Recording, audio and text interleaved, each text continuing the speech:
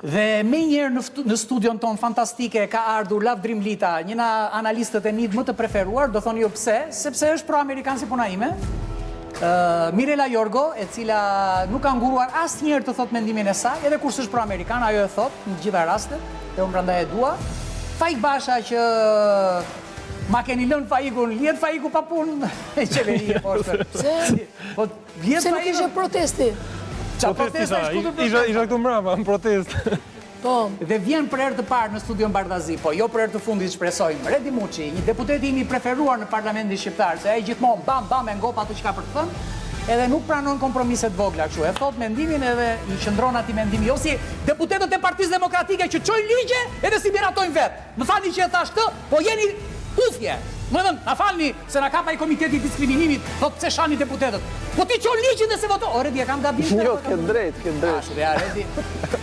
Redi, Ore, që ndodhe me... Se Redi e lexohem, se unë shikoj qa pikta atje, kupton?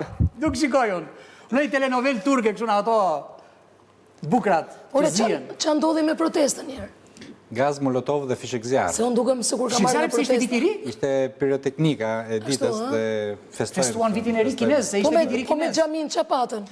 U devijua molotovi, shkoj nga protesta drejt derës së Ishte xhamisë. Kastilja, po ishte për t'ju thënë uruar gëzuar Bajramin. Ishte për qeli iftari. Për qeli iftari. Qeli iftari edhe... O sa turp. Po mirë, edhe xhamis do edhin këta tani. O sa turp. Si është ajo, kur i vjen mortja qenit... Po Faik, po si ka mundësi o burë? Protesta, ajo, gazi locjellës hidhet, kur ka në një reziko, pa, jo të edhesh gazi locjellës, nuk është...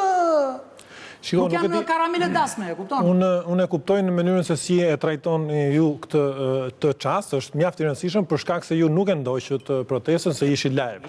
Ne kishim mundësin të ndiqnim dhe realisht është për të ardhur keq se si mundet të drejtohet një protest drejt një xhamie kur jemi në muajin e shenjtë të Ramazanit, kur besimtarët kanë atë rritet e veta. Vajti protestat e xhamia. Vajti protestat e xhamia se protesta, protesta ishte tek bulevardi, Shiko, duhet kursehen disa institucione për hir të vërtetës pavarësisht, jo, policia ka detyrimet e veta për ta menaxhuar dhe për ta mbajtur korrekt pjesën e saj, por nuk mundet policia të drejtoj se ku duhet zhvillohet protesta. Organizatorët duhet jenë më qetë. Unë e kuptoj revoltën që kanë organizatorët, se nuk di të them është revoltë qytetare, sepse revolta qytetare është tjetër gjë, dhe besoj që ka dhe tjetër mbështetje edhe nga publiku nëse do ishte revoltë qytetare, por të shkosh në një moment kaq të veçantë dhe kaq të rëndësishëm për